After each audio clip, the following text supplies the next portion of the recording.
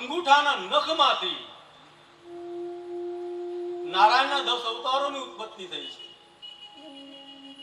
શ્રીમદ ભાગવતના જે પ્રધાન ચરિત્રો 10 અવતારની કથા શ્રીમદ ભાગવતમાં જે છે એ 10 અવતારો માતાજીના નખમાંથી ઉત્પન્ન થયા છે. અને 10 અવતારમાં કૃષ્ણ ચરિત્રની જો આપણે વાત કરીએ, ભગવાન જ્યારે વ્રજમાં લીલા કરતા હતા એને માટી ખાધી. માં યશોદાએ કીધું, દીકરા શું ખાધું? કન્યો કે બોલતો નથી. પછી કહે, દીકરા માં બોલ. અને જ્યાં માં બોલવા જાય મોઢું ખોલે તથા જાણીએ છીએ અખિલ બ્રહ્માંડના દર્શન કરાવે છે.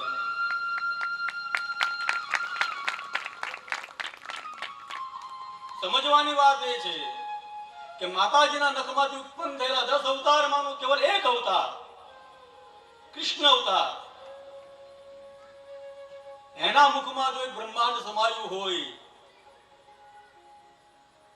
તો માતાજીના શરીરમાં કેટલા બ્રહ્માંડો સમાયા હશે? કોટી કોટી બ્રહ્માંડ જેનામાં સમાયા છે એ આ ભગવતી જગત જનની છે.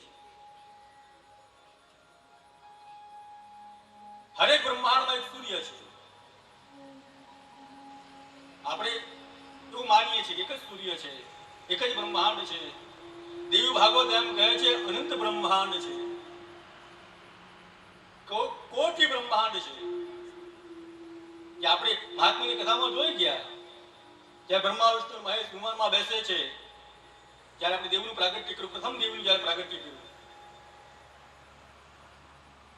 એવો જ બ્રહ્મલોક દેખાય, એવા જ બ્રહ્મા દેખાય, એવો જ કૈલાસ દેખાય, એવા જ શિવ દેખાય.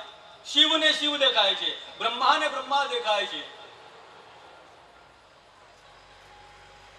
કારણ કે એક બ્રહ્માંડ નથી, અનંત કોટી બ્રહ્માંડ છે. અને કોટી બ્રહ્માંડના કોટી સૂર્યો છે. દેવી ભાગવત એમ કહે છે કે આ કરોડો સૂર્ય માં ભગવતીના તેજથી પ્રકાશિત થાય છે.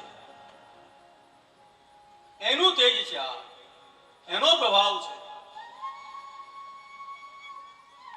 જેમ જનકરાજની સભામાં એના દૂતો એમ કહે છે, હે રાજાઓ, તમે ચંદ્રમા સમાન છો. તમે આજે પોતાનું તેજ બતાવો છો, તેજ તમારું નથી. અહીંયા રઘુકુળ શિરોમણી ભગવાન રામ બેઠા છે, એના તેજથી તમે પ્રકાશિત થાવ છો. એમ ચંદ્ર રાતે પ્રકાશિત થાય છે, પણ સ્વયં પોતાનું બળ નથી, પોતાનું તેજ નથી. સૂર્યના પ્રકાશથી ચંદ્રમા પ્રકાશિત થાય છે, પણ સૂર્યને પણ પ્રકાશિત થવા માટે કોઈનો આધાર જોઈતો હોય તે આમાં ભગવતી છે, જગત જનની છે, જે સૂર્યને પણ પ્રકાશિત કરે છે. તો એના તેજને આપણે કઈ રીતે જાણી શકીએ? એના મહિમાને આપણે કઈ રીતે જાણી શકીએ? છતાં માં ખૂબ દયાળુ છે, ખૂબ કૃપાળુ છે. સૂર્યને પ્રકાશિત થવા માતાજીની જરૂર પડે છે, દેવતાઓને પણ પ્રકાશિત થવા માટે માતાજીની જરૂર પડે છે. એટલા માટે માતાજીનું એક નામ છે ધાત્રી.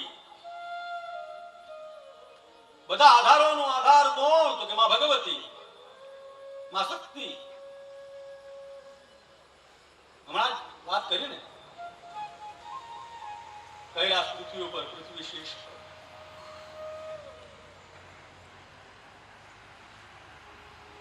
ધાત્રી ધારણ કરનારી જે છે સમગ્ર બ્રહ્માંડને,